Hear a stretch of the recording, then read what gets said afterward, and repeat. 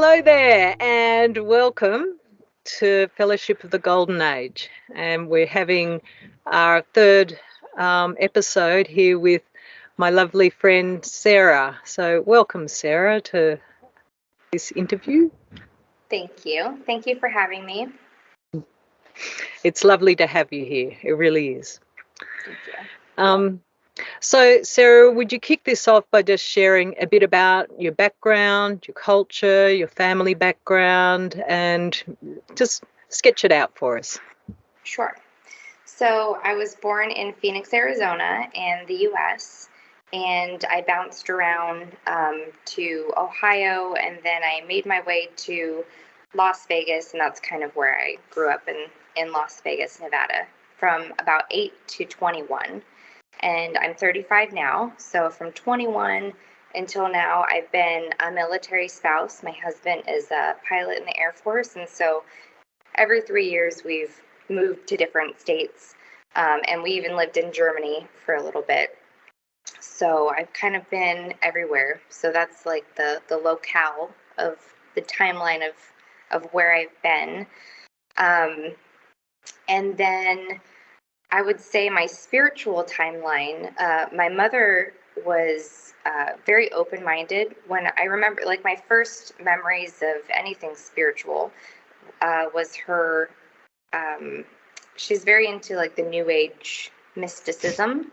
So crystals and aliens and chakras and hypnosis. She was really big into hypnosis. And so that was like my first introduction to spirituality, angels. She's like very into angels and fairies and things like that. So I thought all of that stuff was kind of real when I was little. Because of course you trust your parents. And but at the same time, my sister was living with her father back in Phoenix. So I was born in Phoenix, right? And I lived with my mother in Ohio. And so I would visit my sister and my stepdad, and he was a Baptist, I think. That's what it was called. And so he taught me about Jesus and God and things like that. And of course, there's kind of like a challenge between the two mindsets as I grew up. And because they had their own tension being, separated. And so I was kind of, I would say the confusion between those two created an opening in my mind of like, well, there's two people that I love and trust that are telling me two different things. So maybe there's more to this. Maybe they don't know. So it kind of put me on a spiritual quest subconsciously. But I do remember the feeling of when I heard about Jesus, like a warmth. So I always had like a positive experience with that, but then I also didn't understand and like the fact that you couldn't ask questions, because my first word was why. That's what my mom always used to say. It's like, why? I've always been very curious. And so to have a religion that doesn't want you to ask questions, it really rubbed me the wrong way. So that was like my first encounter with religion and spirituality. And then my brother was also someone I really, really looked up to, and he was atheist. So then I went into atheism and scientific reality and materialism, because my questioning mind really loved the idea of science and figuring things out. So, but during that, so it was like atheism, and then there was something there that didn't really make sense either, though, because I've always felt a little bit of like magic to reality, and atheism just felt so cold and dead, and so it just didn't feel right. And so then I went to college and took a philosophy class, and I thought that was really interesting, and I really liked the beauty of and the storytelling of philosophy. And I also took a course in psychology, And so I was really drawn to philosophy and psychology.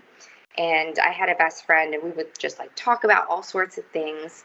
And I remember in class, I was writing a paper, and I was like,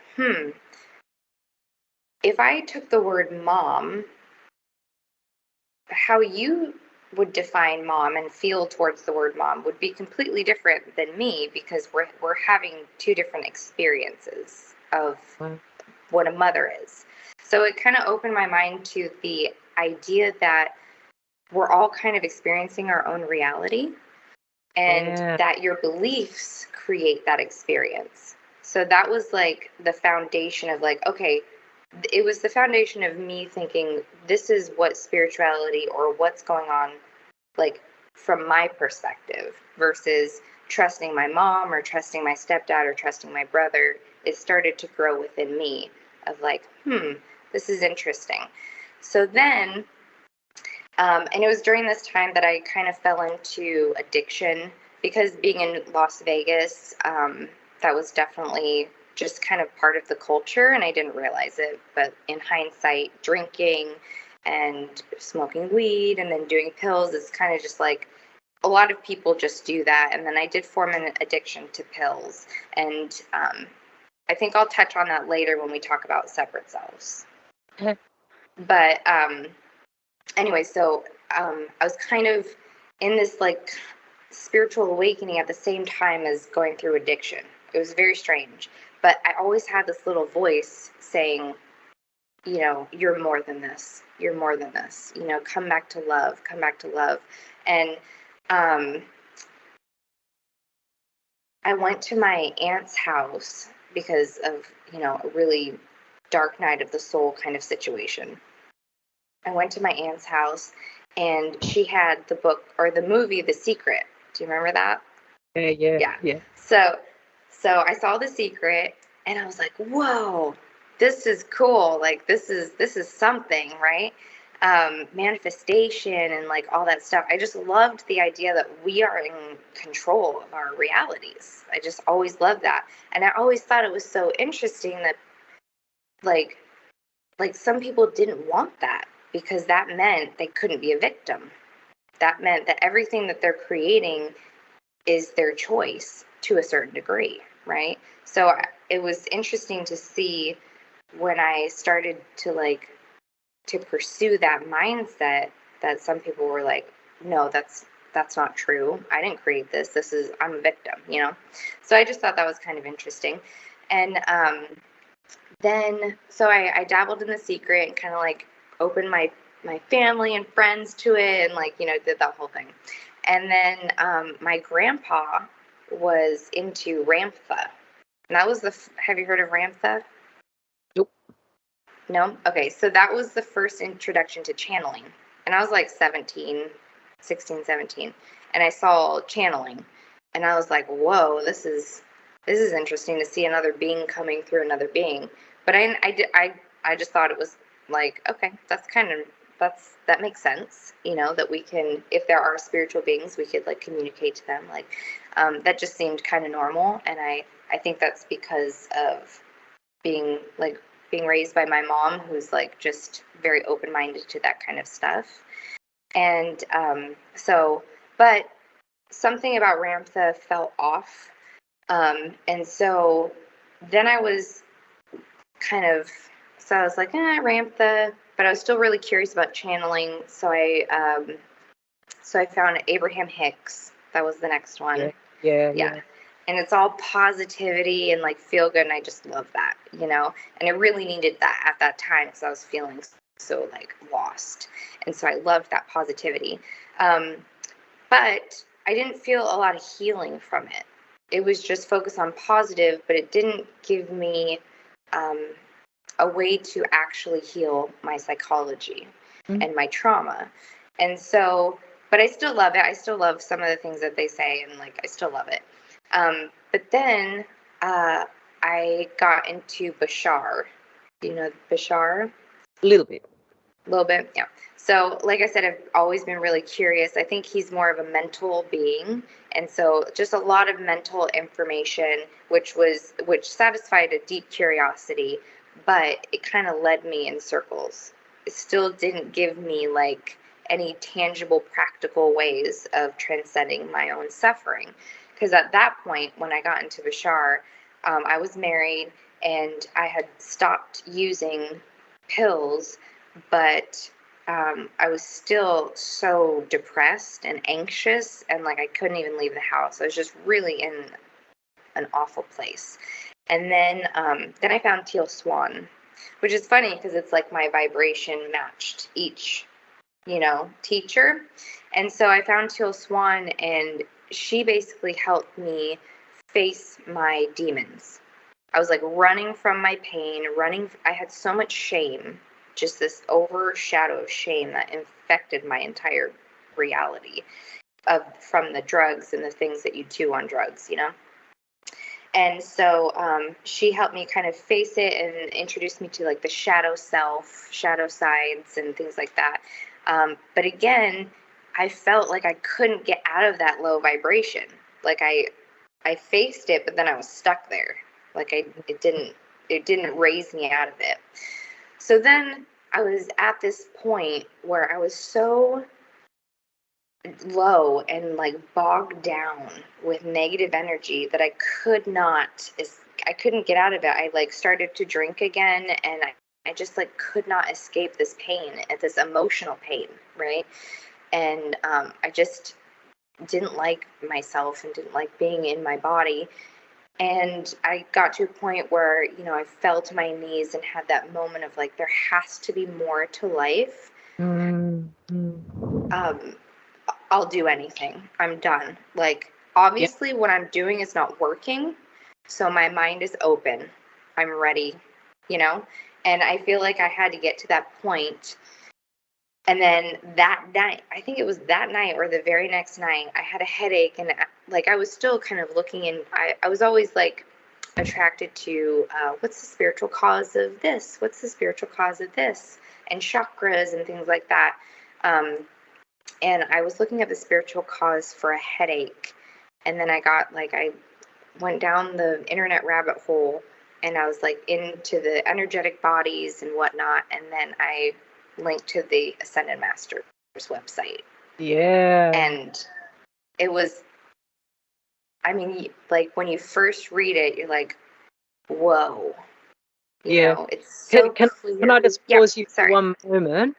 So I'll just sort of say before we move on with where you're going is that what links us together is that we all study Ascended Master teachings, and the Ascended Masters are beings like Jesus, Mother Mary, Saint Germain, and some are not well known, but they're beings who've been through the process on Earth, and they give us a reference point to see what we're not seeing on this earth, is so that we can actually heal ourselves and make a step up in our consciousness.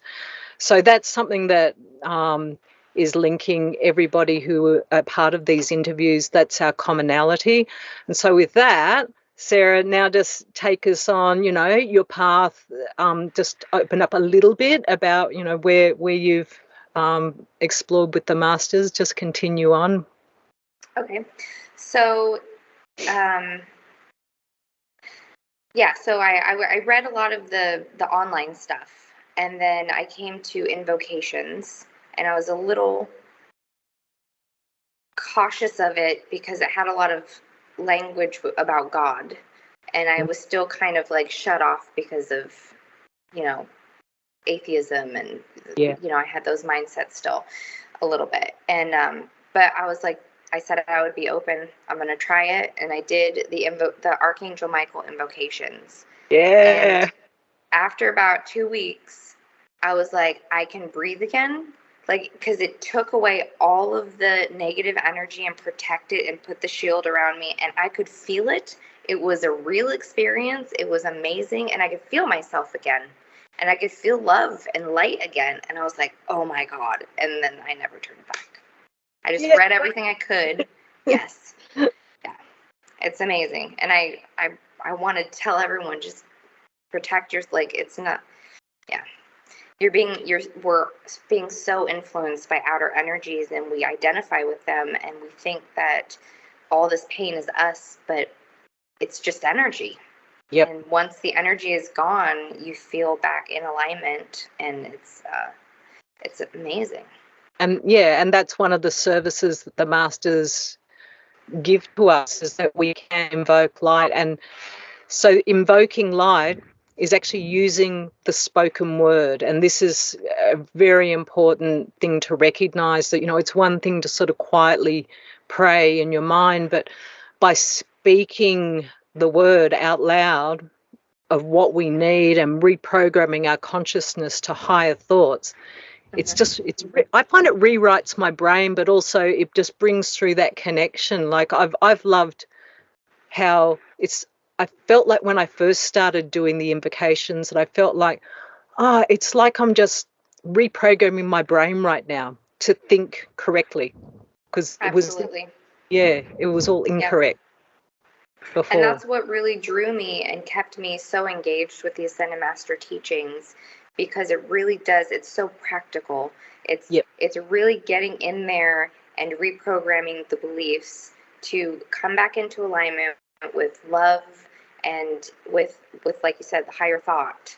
And it just shows you, once you start, it's like having a glass with sand in it and you keep pouring water in, and then the sand comes out and you're like, oh my gosh, I didn't realize how many negative and heavy and limiting beliefs I had, until you start getting them out.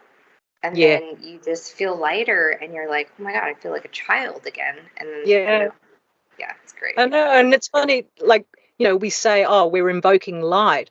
And it's like that light is shining in on the consciousness, to shine on where there is that darkness in our minds. And so it really is bringing light in, and you're like, like you said, I see this, and chuck that away. So I think it'll be good for us to just ease on in now, because I think it works well at this point, to talk about separate selves. So first, could you just share the best universal description of what a separate self is? It's a language we use, but for anyone listening, go for it. So I think that separate selves, if you add the couple words, that it's a separate sense of self, it's this sense of, I feel like it's when a thought and a feeling becomes so chronic that it becomes a belief, and you identify with this new sense of self. So as an example, when you're little, you are innocent, and then you have an experience and someone might say, you're ugly. And you might think or feel, oh, that didn't feel great, but whatever. And then another person says it, or something else happens, the pretty girls don't accept you, and you're like, oh, well, I must not be pretty, or I must not be lovable or worthy of love. And so it reinforces this thought, this feeling, this belief.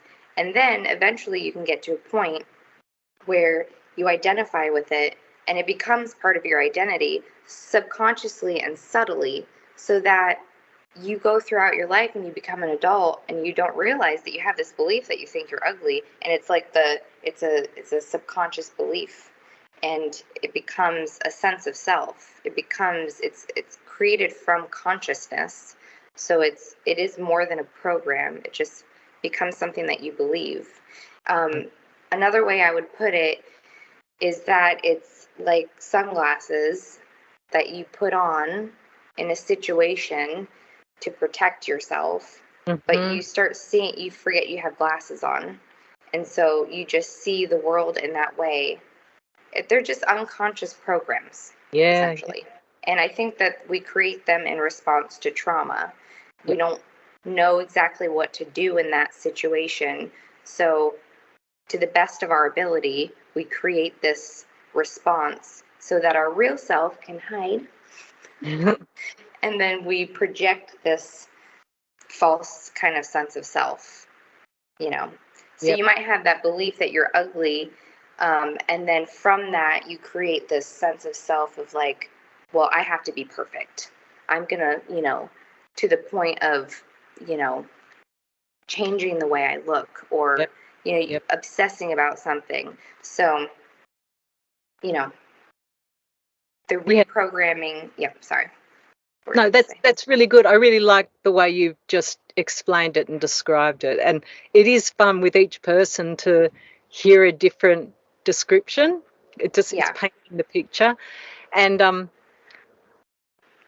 I think for me also, I'm developing a sense of almost compassion for myself with these separate selves, because I see that it's a survival tool. They're created just to help us survive anti-love. And really, like you said, you're being told you're ugly. Like, Yeah. what the fuck? It's just, Yeah. yeah, What do I it's, do? Yeah. How do yeah, you? yeah, You got to survive. You got to move on. So you got to yeah, do something. yeah. So, Sarah and I actually have a little commonality that we talk a lot in a spiritual group, and we both tend to have this thing where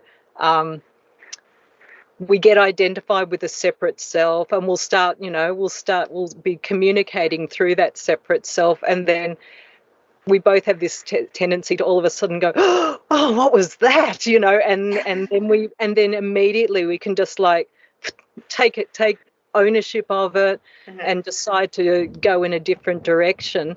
So, like, with that, just talk a bit about, maybe with a real life example about the separate self and how you process it. Just share your story with us. I love that you said that, because I think that it's it's important to like express them, because they're not always nice. They can be ugly, Mm, and a lot of the time we keep them in because we don't want to be ugly or mean, because we don't want to hurt anybody. But I think you have to go through a period where you allow yourself to express it. One of the first things, uh, when I started recognizing what a separate self was, is that I have some separate selves with anger. And if you've ever been so angry that you kind of black out and uh, you say something or you do something that just is not healthy, and then after that anger is expressed afterwards, you're like, oh my God, that wasn't me. Like, I'm so sorry. I wasn't myself. That's mm, like that's when we see our separate selves. Like, we're aware of it. We say things like that. I wasn't myself. Well, who were you? Well, you were a separate self. And mm. so you start just recognizing when that happens, and then, like you said, take ownership of it and apologize, or do whatever feels kind of uncomfortable. Just go do it. And like, take your power back. um yeah, I Yeah. So, think yeah, sorry. go ahead. All right.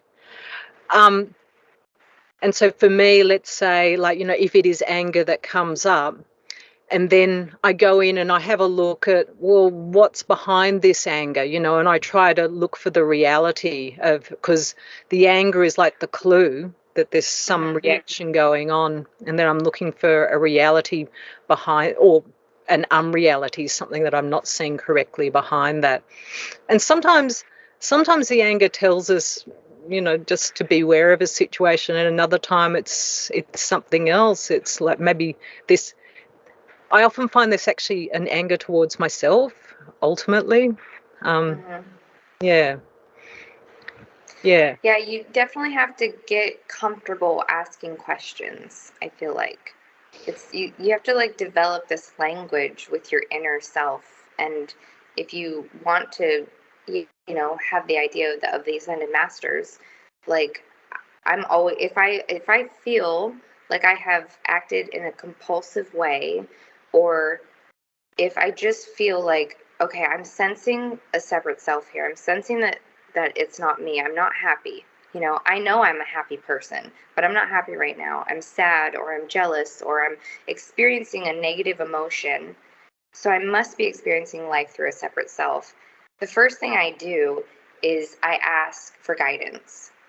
I'm Yeah. like, I'm ready to see what I need to see. Just, show me what I need to see so I can transcend this separate self. So I'm opening myself up and asking for guidance. And it always comes. It's never not come. It might not come immediately, but it always comes. And just being willing to shift and be aware and then shift. I often say, I want to. Like if I'm pissed off at my husband and want I don't want to say sorry. I don't want to let go of this anger yet. If I can't get there, I'll be like, I want to though. I want to. I want it to be genuine. And so then it'll kind of like soften and I'll be able to get there. So but then, yeah, you have the tools. So once you ask for help, do the invocations. I always cut myself free with Estrella, cut energetic ties because it feels like I'm being pulled. I'm like, cut me free. Ask Archangel Michael to bind and consume negative beings and shield me, and then transmute the negative energy because it clouds your mind. So you get these tools going, and then I'll read. Yep. I'll try to find a higher perspective. So that's my practical approach. Yeah. No, that's really good that you've outlined that, because it's a tried and true process, I think, for all of us. Just by invoking the light, we're giving ourselves, the masters will take away a bit of what's burdening us, and it just helps us to go, and to have a bit of a new perspective on what we're looking at. Absolutely. Yeah, and it can take a while. Sometimes it's fairly quick, and sometimes there's sort of, I find that, ups and downs with the process. Like sometimes that self gets the better of us, and other times we see it and we're just like, I can choose. I always have a choice here on what I'll do, where I'll go. Yeah. Yeah. Yeah. And I think it's really important to read the teachings, or focus on positive things, so that when you're pulled into a negative spiral, you have that reference point. you know like when you can focus on positive things, and have, they say a lot about energetic hygiene, and I love that. And I always try to like keep my energy field clean, with the violet flame transmutation. That always helps. Or understanding that this world is a vibrational reality. So, what vibrations am I allowing into my reality and into my home? People emit vibrations. So, what people am I around? Food emits vibration. What food am I ingesting?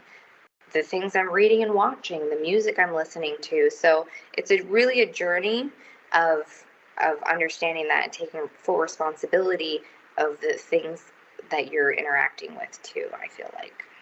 Yeah, yeah, really good points, really good. So we're just going to slide in now to, I'd like to, I know that you're like a really, really creative person and everything. And would you just talk a little bit about, your creative projects and how you're melding your spiritual approach into them in a practical, day-to-day kind of life way? Yes. I actually think that is a passion in itself for me, is to kind of be a demonstration, like all of us, right? Demonstrating that spirituality is so fun, and it like fills your life with meaning, and you can spiritualize everything. You know, the idea, the collective separate self. of the separation of spirituality and daily life comes from, like having only spirituality on Sunday and then you have the rest of your life normal life. But, infusing spirituality into your life, because you can't not. It's just an illusion if you think you can. Like if we're spiritual beings and we're in a spiritual reality, everything is spirit, everything is consciousness. So like just recognizing the spirituality in your life brings it more, brings it out more. But passions. So I have a lot of passions, and it's taken me a long time to just whittle down one because I want to be a painter and a singer and an actress, and I love the arts, and I have all these ideas, like so many of us.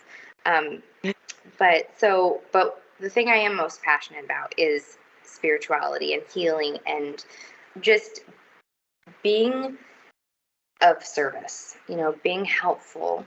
And I really find the human body fascinating. And like I said before, I'm very into psychology. And so my perspective of the Ascended Masters and spirituality always has a psychological undertone.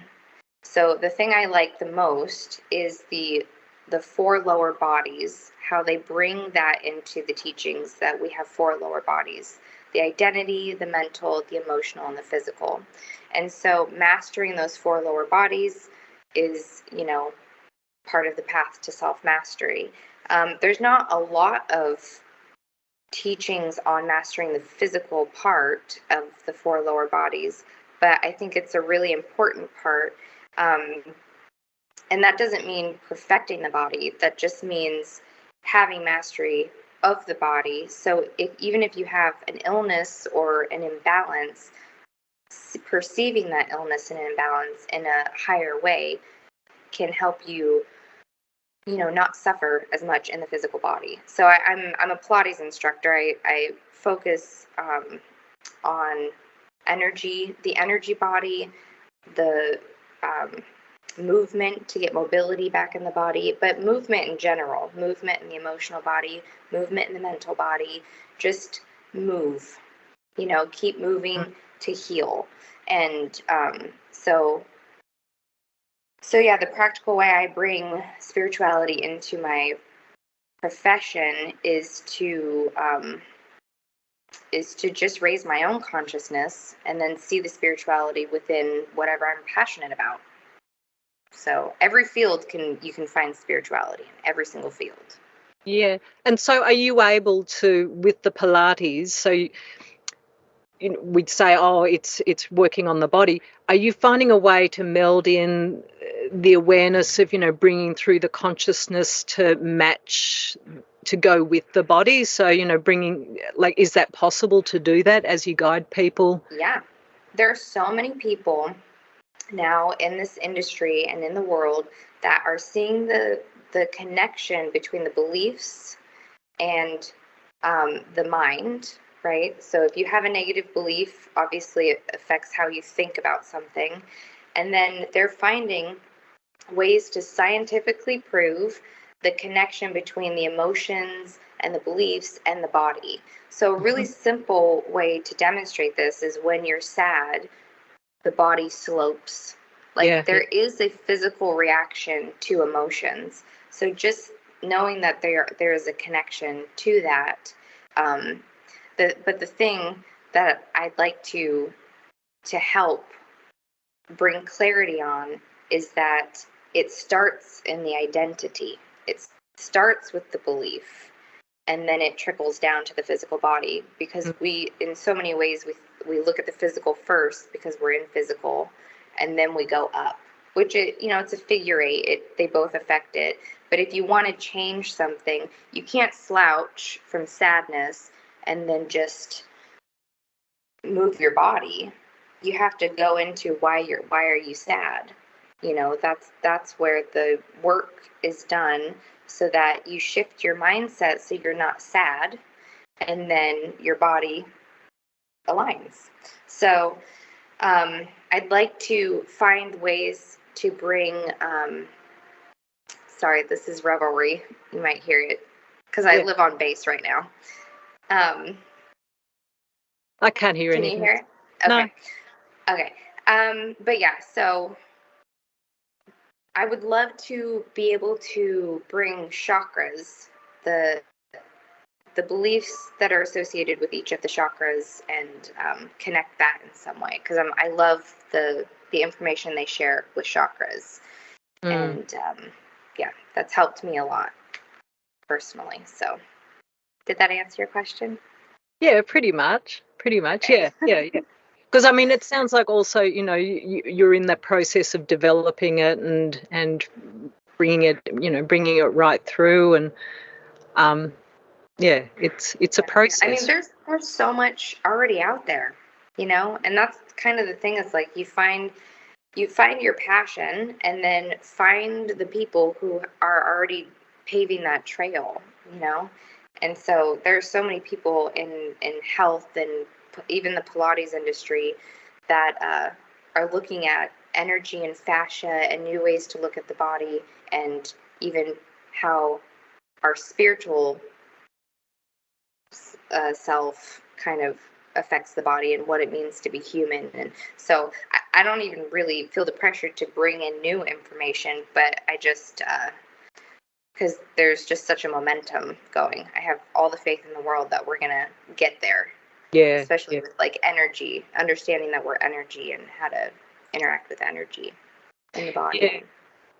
Yeah, the little added bit that for me came through with Ascended Master teachings, I think we'd all come together to a point of recognizing that we have physical, mental, emotional, but I'd never considered the identity body, like, that wasn't fully coming through. They tend to use like and it correlates with the master's teachings too, but the 4 elements. So we correlate the earth and physical, the water with the emotional, the air with the mental, and then I've noticed they often bring fire as being spiritual, but yeah, I get it now that there's a belief, there's an etheric body as well, and that's the finest body of all, which that's where we hold these beliefs. But anyway, so yeah, with that, I just sort of open up a tiny bit about the elemental. Sarah and I share a real love of the elemental world, and I'm sure anyone viewing probably does too. But just share just a little bit about your experience with the elemental world and what they mean to you. And have you ever sort of, like, for me, it's like I go into nature and there might be like a tree, and I just totally get connected to this one tree, or it might be the ocean, and I just feel such oneness, and I love bringing my joy to the elemental world. Like, it just, I get such a buzz out of it. And feeling it back too, like, sharing that joy with the elementals. So just share a little bit about your story. And yeah. I love that. I just really love life. I just love this experience, and I know that when I'm out of embodiment, I'm just this little zippy spirit that's just like, I just love it. I just love it. And I love earth, and like just the nature. It's so beautiful. And I feel like the elementals, nature spirits, or just nature in general, is like the closest we can come to a physical manifestation of God, other than us, being co-creators and being extensions of, self-aware, extensions of God. But I just feel like everything else is so man-made that when you get to go into nature, the vibration of nature is so pure, and it's like coming home. It's like a reminder of who we are, and it's so pure, and it just reminds me of how beautiful the world is, and or reality is. So I just find so much happiness in in the elements. I love animals so much.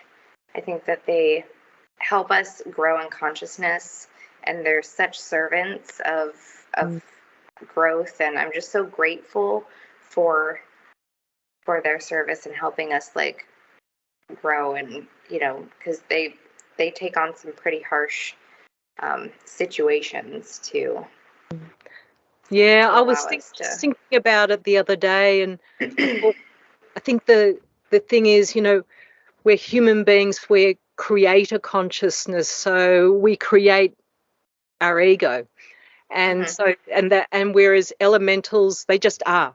Mm-hmm. And they don't create an ego because they're just reflecting that. And so for me, it's just that unconditionality. They're so pure Yes. and true. You know what I mean? Yeah, they are. And sometimes we can project our ego onto animals.